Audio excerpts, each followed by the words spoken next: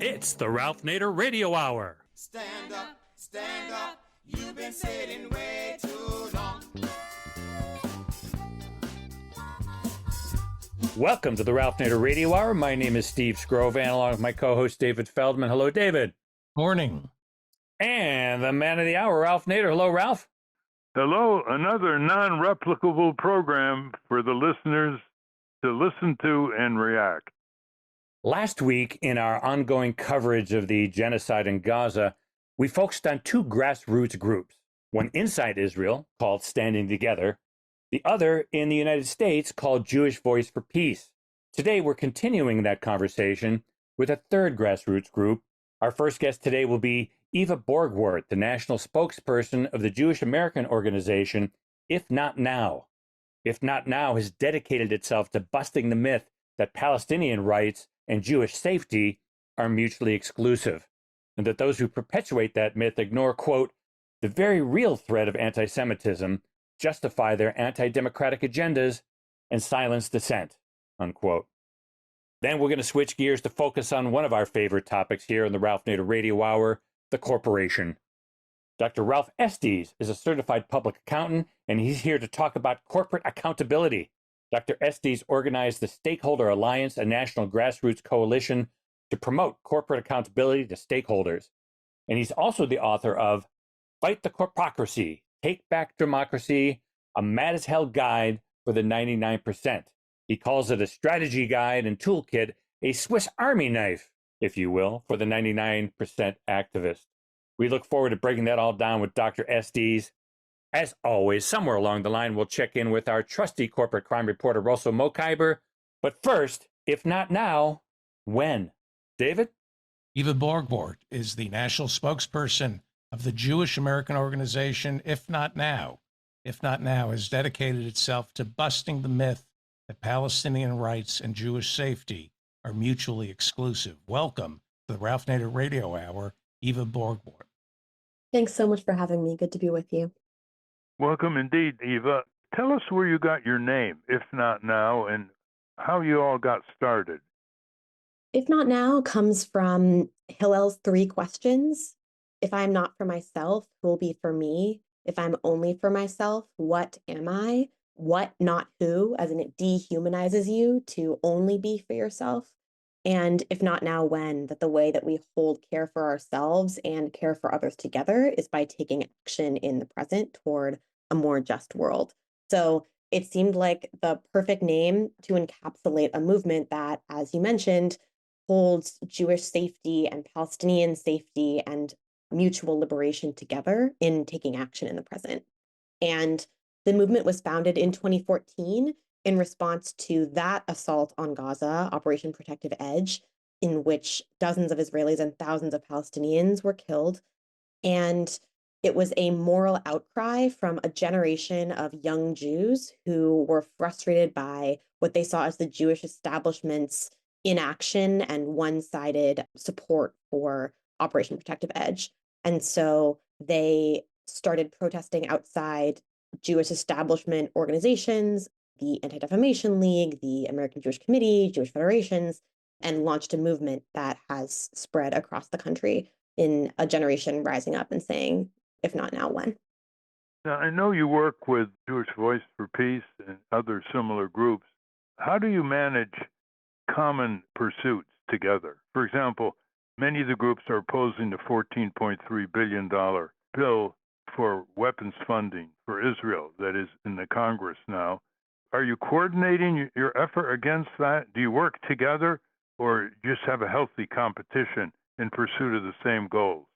It's a really important question, and especially because we know that the right is, at least on the surface, very good at working together and coordinating and having, a unified agenda of anti-trans hate, anti-critical race theory, obviously these things that they've sort of mutually fabricated and ballooned into issues. And the left in the past, especially, falls into traps of cutting each other down and being in competition. And this moment has been one of overwhelming unity among different left and progressive groups in our area of overlap, which is that we need an immediate and urgent ceasefire now, as soon as possible.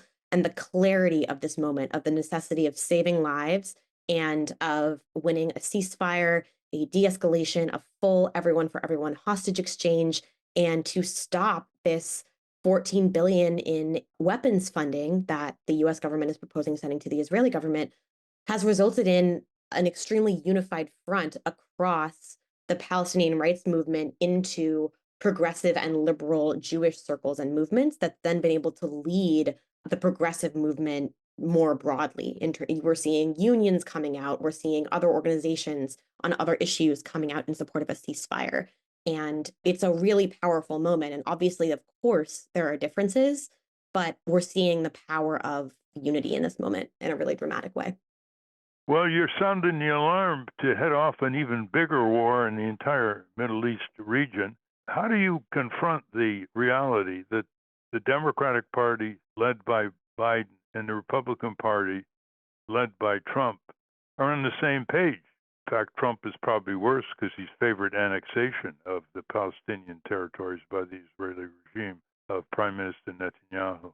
How do you deal with that other than urging people to vote green or vote some right-in candidate?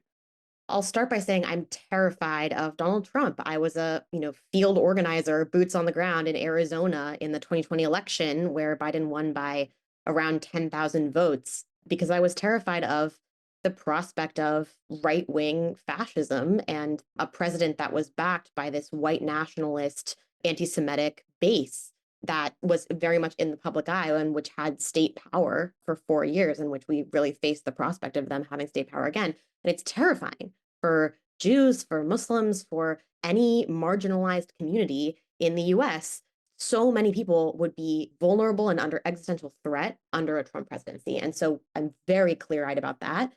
And I'm furious with President Biden, who seems to be willing to risk that scenario by insisting on sending unconditional aid and unconditional diplomatic support for this assault on the Palestinian people in Gaza, led by Netanyahu's right-wing government, which Biden was previously holding at arm's length prior to October 7th because of Netanyahu's capitulation to the far-right ministers in his cabinet. So Biden knows exactly who these people are and is still, at least prior to the last couple of weeks, honestly, was still having a posture of, we're sending you unconditional aid. We're blocking any real accountability for this horrific effort. And he's risking throwing the election to Trump over that. And it makes me and other young people and other young Jews furious. And it also exposes the idea that this US support for this far-right Israeli government is at all about Jewish safety. It's not. And making American Jews vulnerable to a Trump presidency exposes that idea. Dragging the entire region into a broader regional war exposes that lie that Jewish safety can somehow be secured by military domination over Palestinians and by Palestinian death. And it's an extremely dangerous falsehood. And we're seeing the shattering of that myth that has provided cover for US support for Israel for so long. Meanwhile, the slaughter continues. How are you communicating to Americans about what's really going on over there? How do you go about doing it? Through meetings, rallies, events, protests? Give us an idea of what IfNotNow is doing. Totally. There's sort of several different avenues that we're using to show people what's happening. And also, I'll say that many people have made this, including on this show, but the most immediate comparison is to the Iraq War, which I was too young to remember. But there's a key concept that's happening, especially among young people, which is that you can't manufacture consent with a population that has social media and direct access to what Palestinians are experiencing.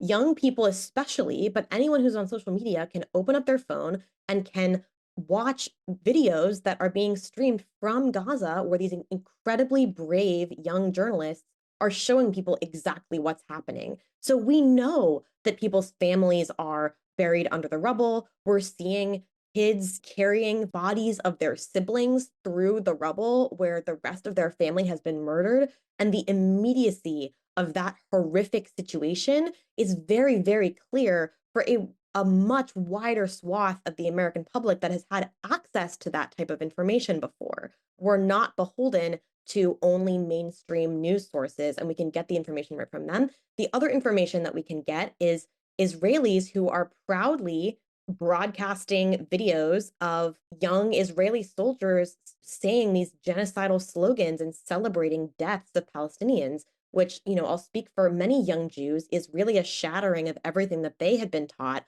about what Israel stands for. So there's a real awakening that is happening right now based on things that we see before our eyes in terms of what's actually happening on the ground.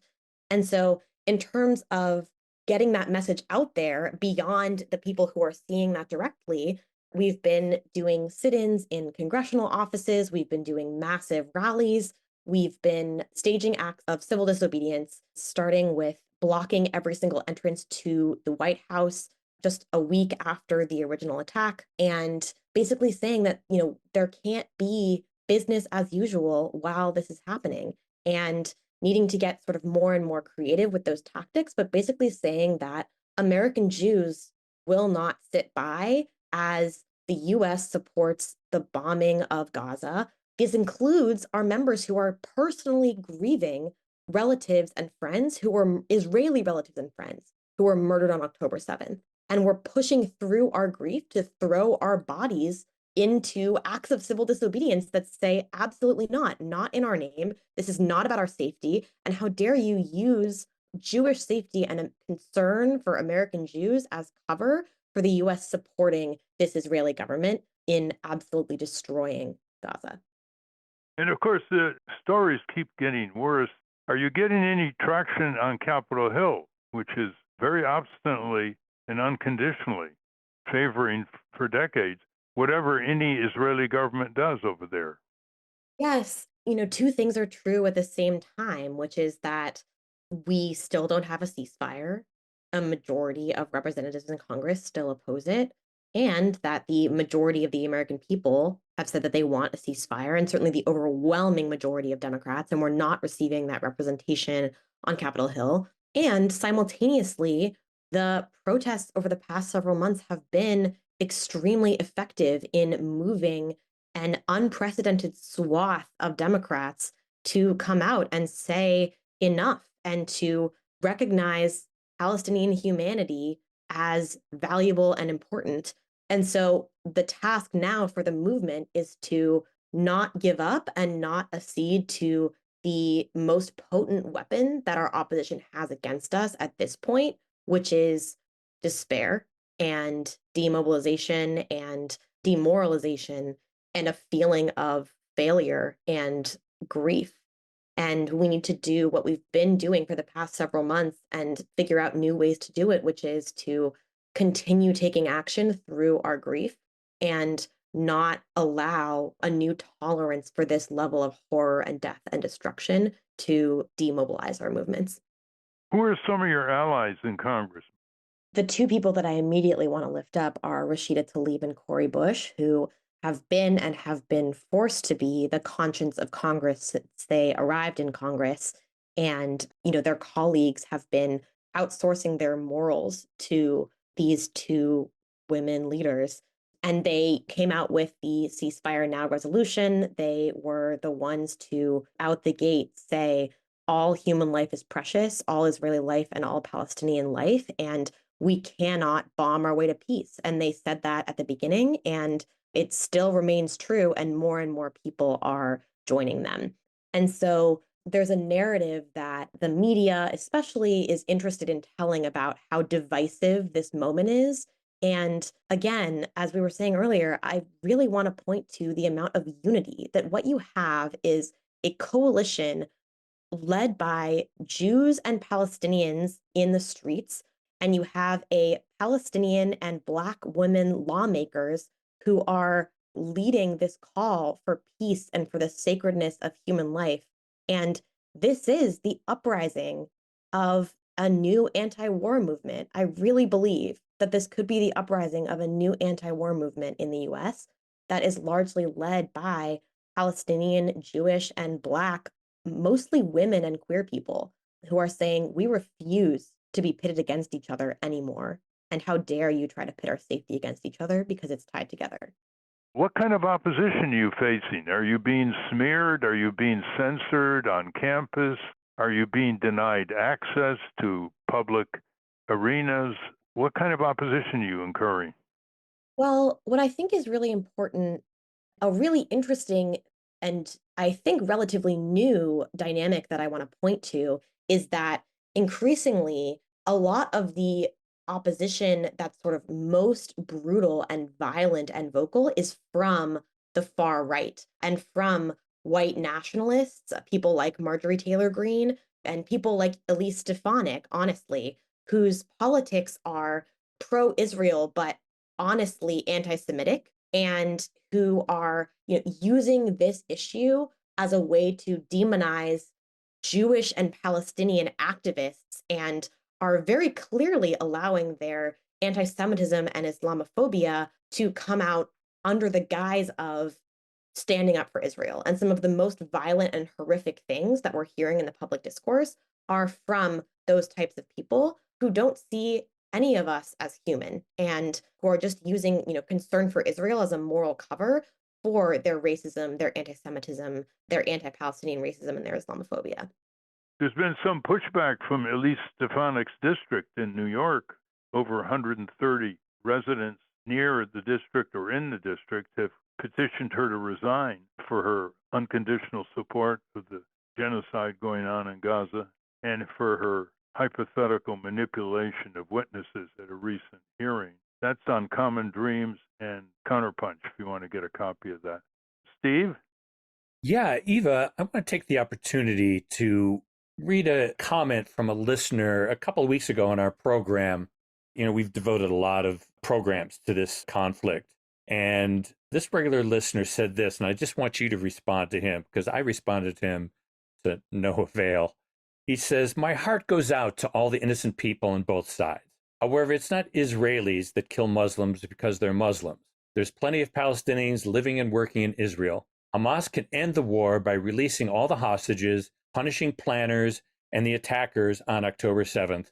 Palestinians can then form a new government in Palestine that does not have a charter that demands the killing of Jews." So he's saying that Hamas is in their charter, demands the killing of Jews, and that they have the power to stop it if they just returned all the hostages and punished themselves for attacking Israel.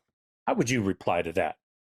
It's honestly uncontroversial to say that Hamas is a authoritarian organization that, does not have the interests of the Palestinian people in mind and perpetuated a horrific attack on October 7th. None of that excuses what the Israeli government is doing to Palestinian people in Gaza right now. And it also doesn't excuse the ongoing status quo of endless occupation and apartheid that was present prior to October 7th, and which Netanyahu and his far-right government were cementing by normalizing relations with surrounding Arab countries, as well as deepening settlements and deepening occupation. There was no end in sight for this. And then meanwhile, the Israeli government brutalized Palestinians when they tried to non-violently resist. I mean, we saw the Great March of Return in 2018 when Palestinians walked the border and then were shot. What our movements are saying is that a ceasefire needs to be accompanied by an actual political process that will secure freedom and safety for everyone. IfNotNow's principle is equality, justice, and a thriving future for all, that nobody on that land is going anywhere. Nobody is going to be pushed into the sea. But the organizing principles of whatever regime ends up replacing what we have now needs to be that all human beings are fundamentally equal. And there also needs to be justice for past harm in order to secure a future where everyone can live in peace and freedom and dignity. David? Could you please expand on how right-wing anti-Semitism manifests itself through pro-Zionism? I mean, there's two aspects to this. There's obviously the sort of evangelical theology, which I'm not an expert in, but which I understand to be that Jews need to go to Israel and gather there. And then there's sort of an apocalyptic vision of the rapture in which all Jewish people in Israel need to either convert to Christianity or be killed in this apocalyptic vision. So, support for Israel from that standpoint obviously is not at all in the interest of Jewish people. And then there's the other piece, which is that from the beginning, there's been a extremely uneasy alliance between those Jews who supported the Zionist project in the form of a nation state in Israel-Palestine and white Christian anti-Semites who don't want Jews in their countries, whether that be Britain or the US, and basically allowing these imperial powers to outsource their Jewish problem to this country in the Middle East, which then also functions as a sort of buffer zone for US imperial foreign policy. And obviously, the historical through line is more complicated, but that is a key part of this dynamic. And when we talk about Biden's support for Israel, we can't ignore either his own deep Zionism, which is essentially a Christian Zionism, and also, as you've spoken about on this podcast, the things that he's been saying for decades, which is that if there weren't an Israel, the US would need to create one, look at the rest of the region, or to protect her interests in the region. The first time I heard that quote was 2017. He's been saying it since 1986. And the unconditional support that comes out of that policy is not about Jews. It's about an extremely dangerous US foreign policy that for Jews who have relatives in Israel or loved ones in Palestine, places our loved ones at the center, and again, as a human buffer for US imperial interests in the region. And so that's part of what we're resisting as this new unified anti-war movement, saying, we will not be your buffer zone. We will not be the front lines of this imperial foreign policy anymore. We want a US foreign policy that includes Jewish liberation and Israeli liberation as part of a vision for the US role in a more just world. And I honestly think that movement, there's so much to be grief-stricken and horrified and depressed about right now, but that movement, I honestly think, is extremely hopeful and powerful. Eva, is IfNotNow also focusing on the munitions manufacturers who have every vested interest to persuade Congress to give more and more military aid to Israel, which comes back in the form of contracts to Lockheed Martin, Raytheon, Boeing, and other munition manufacturers? They're all over Capitol Hill. You focus some attention on them in addition to the AIPAC lobbies. Yes, thank you so much for bringing them up. Obviously, they are a huge pillar of support for this unconditional US weapons funding to Israel. They benefit from it, obviously, and they are a huge aspect of why this is continuing. We are part of a broader movement, and we haven't really been doing direct actions on the weapons manufacturers themselves. Plenty of other people are, as they should be. And so our lane for now has been focusing on AIPAC, which partly is resonant for us as Jews. And we can do that because all of the parts of the movement are sort of working together or taking on different pillars of this picture and this opposition that is an alliance of Christian Zionists, imperial foreign policy makers, and weapons manufacturers, as well as organizations like AIPAC.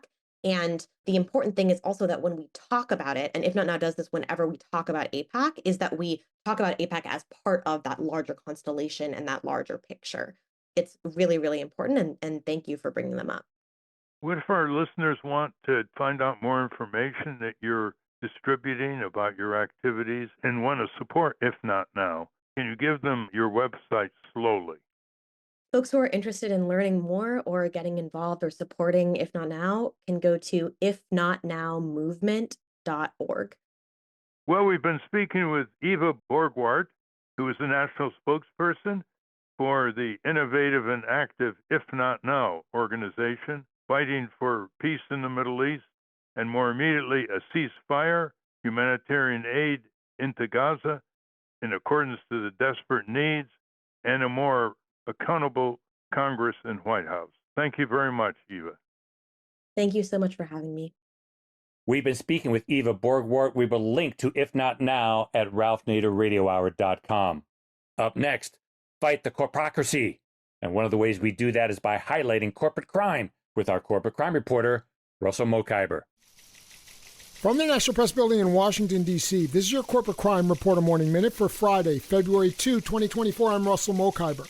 Trader Joe's is facing union-busting charges before the National Labor Relations Board. The National Labor Relations Board's prosecutors have accused the company of illegally retaliating against workers, firing a union supporter, and spreading false information in an effort to chill an ongoing organizing campaign. But in a hearing last week, a Trader Joe's attorney briefly summarized a sweeping defense it intends to mount against the charges that the NLRB itself is unconstitutional. That's according to a report in the Huffington Post. The argument would appear to fit inside a broader conservative effort to dismantle the NLRB, which has taken aim at agencies tasked with enforcing laws to protect workers. For the Corporate Crime Reporter, I'm Russell Mokhiber. Thank you, Russell. Welcome back to the Ralph Nader Radio Hour. I'm Steve Scrovan, along with David Feldman and Hannah and Ralph. A lot of people are mad as hell, but I'm not sure why. Our next guest can give us some good reasons. David? Dr. Ralph Estes is Emeritus Professor of Business and Accounting at American University in Washington, D.C., co-founder and vice president of the Center for Advancement of Public Policy, and emeritus trustee at the Washington, D.C. Institute for Policy Studies. He is the author of several books, including Tyranny of the Bottom Line, Why Corporations Make Good People Do Bad Things, and Fight the Corpocracy, Take Back Democracy, a mad-as-hell guide for the 99%. Welcome to the Ralph Nader Radio Hour, Ralph Estes. Morning. Welcome indeed, Ralph. You know, years ago, we had more than a few exchanges when you were at American University in Washington. And the reason is that you are one of the great pioneers of social accounting, which is another way of saying that when you evaluate corporations' performance, you have to evaluate the damage they do, not just the services and products that they provide. And I want listeners to listen to the words very carefully here. He came out with a book in the late 1990s called Tyranny of the Bottom Line, as David just noticed.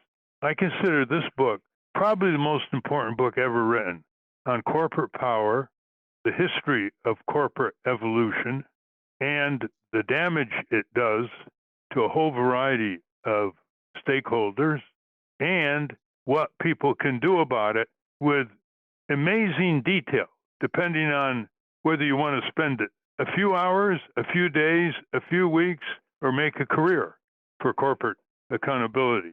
So it's all wrapped up here in the book, Tyranny of the Bottom Line.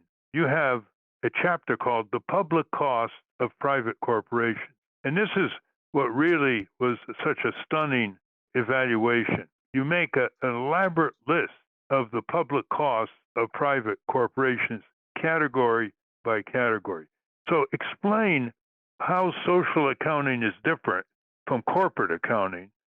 Well, I wouldn't so much compare them one equal to the other. I would say that the original corporations were, as you noted, created to serve the public interest.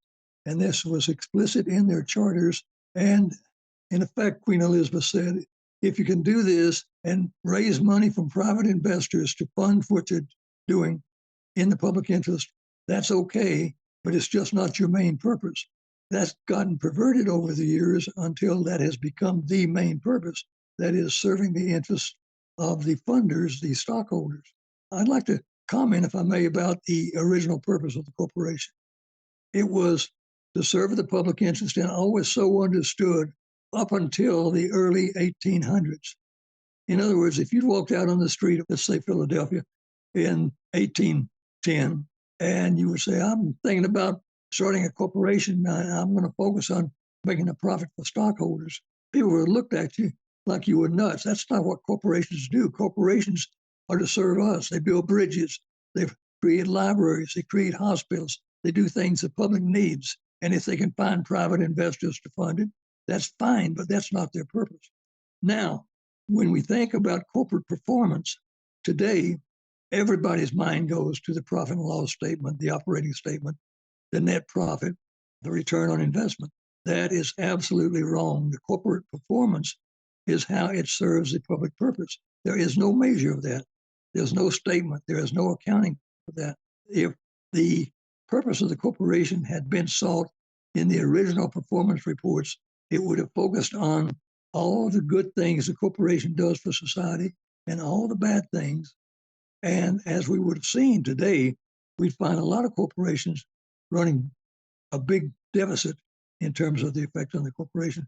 So social accounting, as the term has been used, or corporate social accounting, would require corporations to do a performance report that includes their damage to the environment, that includes the effect on customers who buy defective products and the warranties aren't met, that includes the health and safety of communities and workers, includes the pay discrimination and gender and racial discrimination that takes place on a daily basis in the workplace.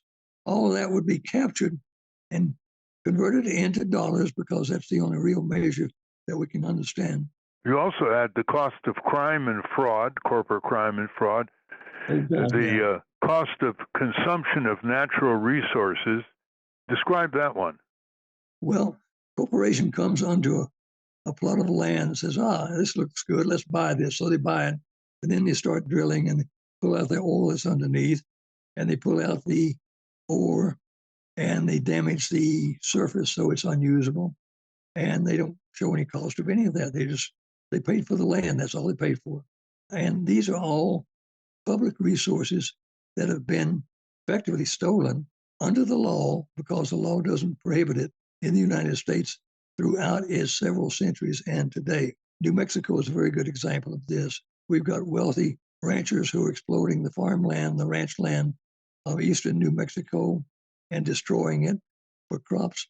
We've got drilling that takes place in southeastern and northwestern New Mexico that's pulling out the natural resources that belong to the people. And of course, we've got the Navajo and other reservations and the Pueblos that have had their societies and their culture overrun in their schools in the name of corporate profit. So these are all the public costs that corporations, some of the public costs that corporations impose. And I just want to interject here. We're talking with the Professor Emeritus Ralph Estes that investors do not create corporations. They finance them. All corporations are created by the state.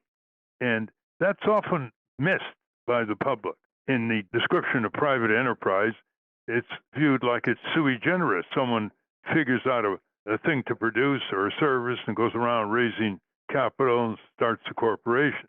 And what Ralph Estes is saying, the essence of the corporation, the reason why it's allowed to have limited liability for its shareholders, the reason why it has so many privileges and immunities is because it was originally supposed to fulfill public purposes. When corporations were chartered in Massachusetts in the early 1800s, they were put on a leash. They had to get renewed on good behavior by the legislature.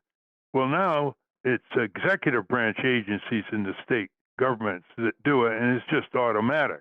So Ralph is trying to bring back the history here, which has been widely abused to a level where these giant corporations astride the globe are now able to behave as governments in themselves, controlling governments, capital, labor, technology, pitting countries against one another, and so forth.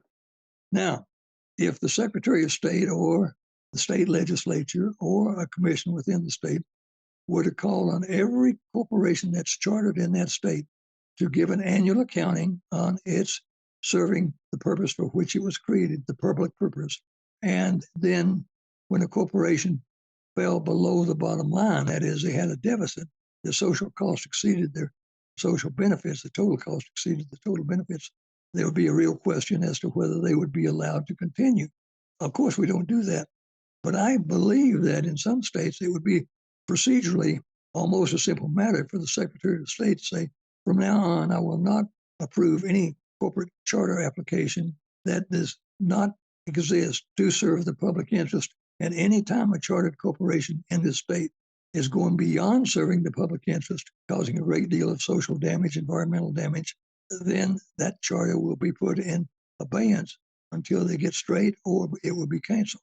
I think that All that power is in the states. The legislature can do it. Some states, the governor could initiate it. Some could just simply do by the Secretary of State. And so if you're going to start action, listeners might want to focus their action on their local state, their local government, who the people are, and visit with them, and if possible, picket them and demonstrate to get them to exercise their authority and responsibility. Because let me ask you this, is there any member of a state government or a state legislature that would deny that all their actions are taken in the public interest? That's the only reason they're there, is to serve the public interest. They don't dare say, oh no, I'm here to steal all the money I can. So they all have to give lip service to the notion of the public interest. And none of them are making that a reality. And that could be a big hammer in the part of citizens if they want to organize around that kind of requirement. You also have a category called the public cost to communities. Tell us something about that. This brings up the not in my backyard phenomenon that is especially arising now with the episode of homelessness that is growing worldwide at an incredible pace, but that's another topic. But people say you don't want to put a homeless shelter in my backyard because these people are dirty and druggists and so forth. Or you don't want to put this plant in my neighborhood because it'll create congestion. There's a big fight in Albuquerque about some small area of the city that's separately incorporated, welcoming in some development that's going to create congestion and bring in people, and we don't know who they're going to be, what they're going to be like. But boy, I mean, the citizens are up in arms. They've defeated the mayor and so forth. So citizens know that a corporation's presence can impose great cost. I know people may find what we're talking about incredulous because the damage that they read about in these reports that come out from congressional committees, government agencies, civic organizations, very rarely have a price tag on it. We're being run into the ground by these corporate power players, and there are a lot of ways to hold them accountable with powerful election results, for example. But your approach really reveals their Achilles heel because they like to talk dollars and cents. Okay, you talk dollars and cents, you just can't talk plus dollars without talking about the minus dollars. Corporate welfare shoveled out of Washington, subsidies, handouts, giveaways, bailouts, hundreds of billions of dollars a year. They don't show up as such on the corporate balance sheet. So we've got a lot of work to do, but the handbook that Ralph Estes has produced is extremely useful for you listeners and your friends and relatives in circle. It's very clearly written.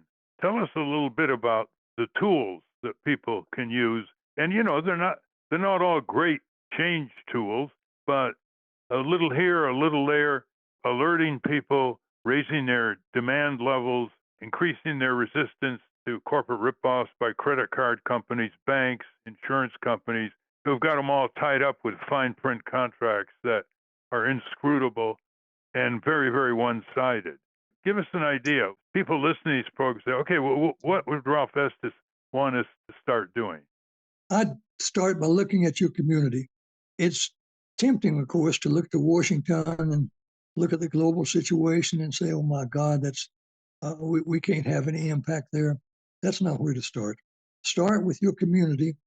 Look around and see what major corporations, large corporations are represented there. Look at all the fast food places. They're franchises of big corporations. Look at all the national drugstores, Walgreens, CVS, and Rite Aid, and so forth. Look at the retailers, Walmart and Kmart, and so forth.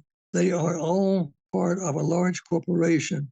Almost anything that's happening in your community, somewhere in that block or in the next 2 or 3 blocks, there'll be a facility that comes out of a large corporation, even after you've gotten all of the local business set aside and so forth. Now, if you take a large corporation and you take what I consider to be the Ralph Nader approach, which in Washington would be you'd find the local facility, you do the research so that you know what the costs are, what not in dollars necessarily, but in the numbers and in the damage. You know what to hold them accountable for. And then you call for a meeting with the local president or representative, which they refuse or it's totally unsatisfactory. And then you go public with your demands. You hold a press conference, which may not get much coverage, but then you start doing demonstrations. And sooner or later, this starts to get the media's attention. And the editor says, go out there and see what these people are up to. They keep showing up. If you keep showing up and you give your members and those who would like to be members a reason to come out every Saturday or every week and join in the effort, then eventually you'll start to have an impact. The local impacts, if you're successful in Albuquerque, then spread the word to Phoenix, Amarillo, Austin, and contact your friends there and get them to start doing the same thing. And it becomes an infection throughout the country so that eventually a corporation is saying, we got to do something about this. I remember back when we were doing environmental reports on large corporations, aggregate reports, the president of one company was third on the list. And he calls in his staff and he says, get us off this damn list. Do whatever we got to do, but get us off that damn list. When I was in accounting, I learned one thing, and I had lots of meetings with corporate executives. And your goodwill, persuasion, your humaneness, these things, they've all got the lip service for it. They've got the words, but it doesn't cause action. I discovered that what causes action is embarrassment. Corporate executives do not want to be embarrassed. On your point, embarrassment is another word for shame, and they have to live with people in the community.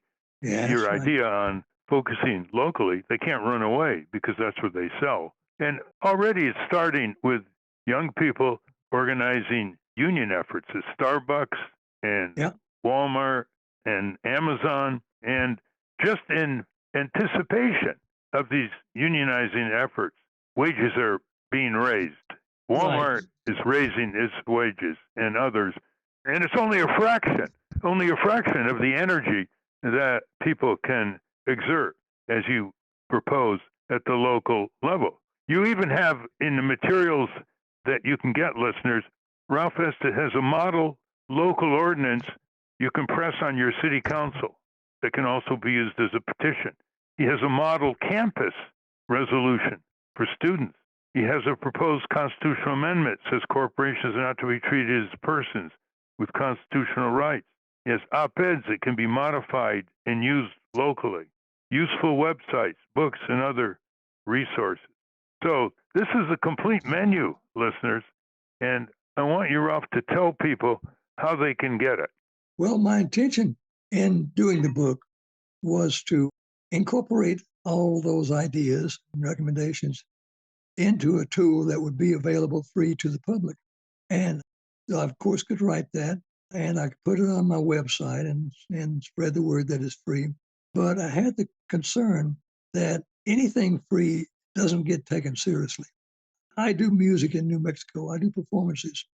And when they're free, people don't come. When you charge, oh, well, it must be worth something. So I thought, okay, I can charge the minimum amount. I'll put it on Kindle at 99 cents. So I published it through BookBaby, and it's on Kindle and so forth for 99 cents, ebook copies of it. And I'm sorry if you got to come up with $1 that goes to the corporate coffers and adds to the corpocracy. But then if you take that $1 as your sacrifice and read the book and do what it says, you will more than regain for the public your $1 and many other costs the corporation imposes. It's going to be on Ralph Nader's website, and it will let you download the entire copy of Fight the Corpocracy, Take Back Democracy in PDF format, and available to everybody for free. And when we get responses from you listeners as to what actions you have taken or anticipate taking, we'll have Ralph Estes back on the program to take this effort to the next step. So we want to have a second round here. It's going to rely on you listeners tapping into the materials that Ralph Estes has just described, trying to initiate something, and then we can talk about it in more detail, because we have more tools for democratic accountability in this country than we're using. Far more laws than we're using. We have far more consumer protection laws, small claims courts than we're using. We don't use the vote. A lot of people, 120 million Americans, stay home in a presidential election. So what Ralph Estes is trying to do is flush out some of these existing tools and how you can create your own tools to get things changed in your neighborhood, your community, your state. I mean, there's certainly no lack of complaints. When you talk to people, they say, I don't like the taste of this drinking water. What's going on? Well, you have a right to get information and a regular report from your local water department under the 1974 Drinking Water Safety Act. A lot of people don't even know that. So this is an interesting wake-up call that has many dimensions to it, and I hope listeners will jump on it once they get this information for 99 cents, as Ralph has said, and work it over in terms of their own local concerns. Can we have some input, David, Hannah? Thank you. Starbucks came out with its quarterly earnings on Tuesday. They disappointed Wall Street. The company in the past couple of months has lost $15 billion of its market value. And in Tuesday's earnings report, one of the reasons cited was consumer boycotts that have been sparked by people upset with Starbucks violating NLRB laws when they fire union organizers. And there's been some confusion on how Starbucks stands regarding the situation in Gaza. Do boycotts work? Can you think of any boycotts that have worked in the past? And I'm just stunned that we're not seeing more boycotts. I grew up, I wasn't allowed to eat grapes. What happened to boycotts? Are they not effective? I think boycotts are effective.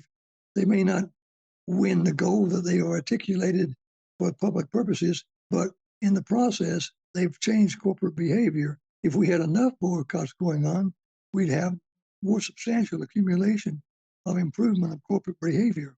We don't measure these, you can almost call them collateral effects of boycotts. The fact that citizens are bringing attention to the companies and its misbehavior has an effect on its bottom line, on its revenue. That gets transmitted up to headquarters, and they saying, what's happening with your franchise out there in Albuquerque or Santa Fe?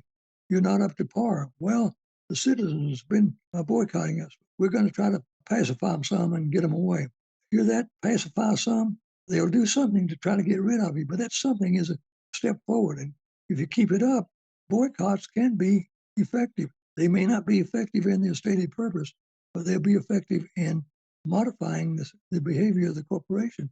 And they'll be. Well, they were effective in the South. They were the Montgomery bus boycott was the launch of the latest stage of civil rights when black people in Montgomery, Alabama stopped using the buses. That's one. They also had other boycotts against white, racist, segregated retail facilities. And David referred to grapes. Well, Cesar Chavez helped build the Farm Workers Union by convincing people around the country not to buy grapes from the grape owners who were exploiting workers in California, and that had an impact quite certainly. So boycotts of Amazon, boycotts of Starbucks, boycotts work. Why do they work? Because they reduce sales and they create the fear of spreading, and they create the fear of good competitors coming and taking business away because the boycotters don't want to do with the bad business, so they reward the good business.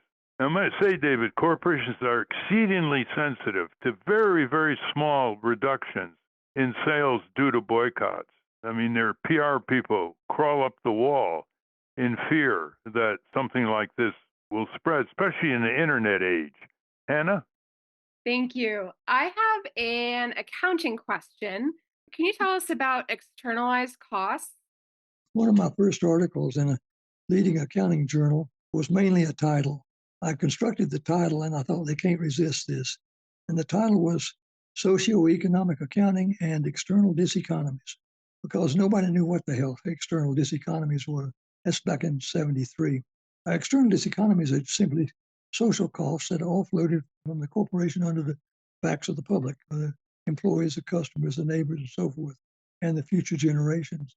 Before we conclude, Ralph Estes, tell us the scene in business courses in business schools all over the country, are they picking up on what you're describing as social accounting, or is it just back to normal profit and loss statements that don't account for the damage and the externalities of corporate behavior?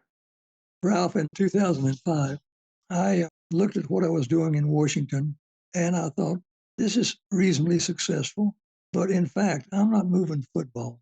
We're not getting anywhere. So I'm going to give this field to somebody else, give them a chance, and I'm going to go to New Mexico. And I haven't really followed what's going on in the universities or in the area of what I call corporate social reporting, except to note that there are dribbles here and there. There have always been dribbles here or there. We get minor successes and we would praise ourselves and pat ourselves on the back, but they disappear and then we look for others. There is a movement now, the DEI requirement, diversity, equity, and inclusion, also ESG management, environmental, social governance. These have gotten enough attention that the far right is starting to focus on them and attack them. Now, that's good news. Once you get the attention on the far right, you must be doing something right. So there is some continued movement, but Ralph, there's been continued movement since 1970, and we're still pretty much where we were when all this started. The power of the corporate system, the corpocracy, and the money it embodies is just so great that the only way we can counter it, unless we can come up with a like amount of money, is through our bodies, our individuals. We might be able to do it that way, starting at their vulnerable grassroots, stepping on their toes, their neighborhoods they're in, and making them hurt until they change. And this trickles up eventually to the boardroom. We haven't touched on the accounting profession, which has deep problems of maintaining its independence instead of being a toady for corporate accounting manipulation that goes on all over the country and has led to serious economic disasters such as the Wall Street crash. But in the next time we have you on, Ralph, we'll go into the accounting profession. We revere the memory of Abraham Brilloff, who was one of the great critics of the accounting profession in book after book, which is still very relevant today. And I'm looking at two giant congressional hearings that were held on the accounting profession years ago. That would never happen today because as citizens, we have withdrawn. We have often become very pessimistic. We have basically asked ourselves, whatever will be, so why change anything? Well, you know, as Norman Cousins once said, Ralph Estes, quote, nobody's smart enough to be a pessimist, end quote. Thank you very much. Give one more time the title of this toolkit that you have. Fight the Corpocracy, Take Back Democracy. Thank you very much, Professor Emeritus Ralph Estes.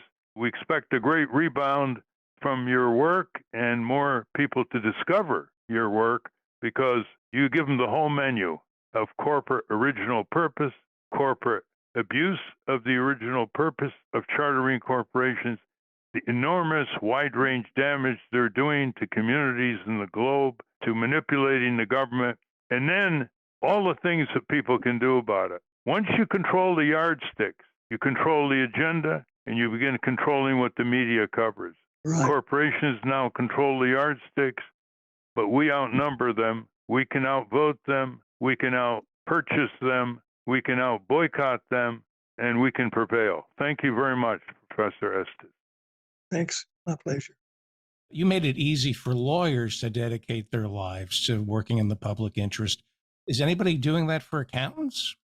We started one. There was an accountant in New Jersey who was very public-spirited, and we started an informal group of accountants who would volunteer and help citizen groups who were trying to deconstruct corporate corruption and manipulation of their economic information. But it never coalesced into a formal group. Right. I mean, you made it a career choice for lawyers. Nobody's doing that for accountants. No, that's what we were trying to do, David. Yeah. It was called Public Interest Accounting Group, just an informal cluster of several dozen around the country who said if a group had a problem with City Hall's financial budgets or corporation shenanigans, they would help. Right. But we couldn't get them in sufficient numbers to support a full-time group with staff. You know, with artificial intelligence taking jobs away from accountants, this would be a good career path for them. You know, maybe stop working for corporations and start working for the people. Exactly. That was exactly the principle of this group. Like a public fiduciary. Yeah. They're supposed to be independent, an independent profession. They became captured and indentured to the corporations they served. And, Arthur Andersen got so entwined with corporate corruption like Enron that it went bankrupt, belly up. The whole giant Arthur Andersen accounting firm, unemploying tens of thousands of accountants. So that's what happens. The whole idea of a profession is public service, independence, and a learned tradition. Those are the three criteria that you can call people members of a profession. And the accounting firm violated all of them. I want to thank our guests again, Eva Borgwardt and Ralph Estes. For those of you listening on the radio, that's our show. For you podcast listeners, stay tuned for some bonus material we call The Wrap Up, featuring Francesco DeSantis with In Case You Haven't Heard, and some listener questions. Transcripts of this program will appear on the Ralph Nader Radio Hour Substack site soon after the episode is posted. Subscribe to us on our Ralph Nader Radio Hour YouTube channel. And for Ralph's weekly column, you can get it for free by going to nader.org. For more from Russell Mokhiber, go to corporatecrimereporter.com. The American Museum of Tort Law has gone virtual. Go to tortmuseum.org to explore the exhibits, take a virtual tour, and learn about iconic tort cases from history. We have a new issue of the Capitol Hill Citizen. It's out now.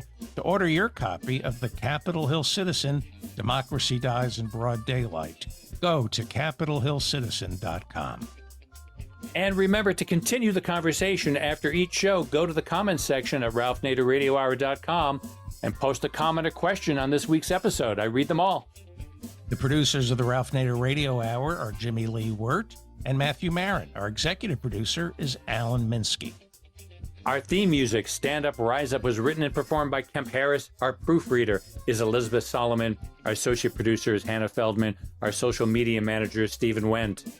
Join us next week on the Ralph Nader Radio Hour. Thank you, Ralph.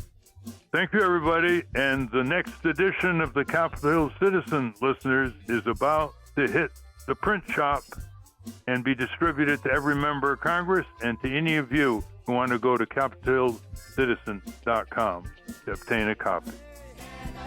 You've been saying